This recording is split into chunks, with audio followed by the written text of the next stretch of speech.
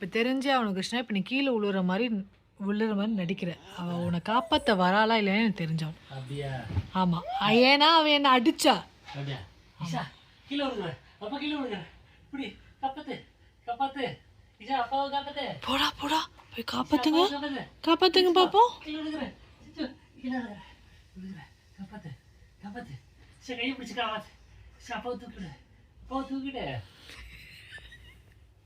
இஷா, அப்பாவை தூக்கி விடுறா. போடாமா இஷா, அப்பாவை தூக்கு.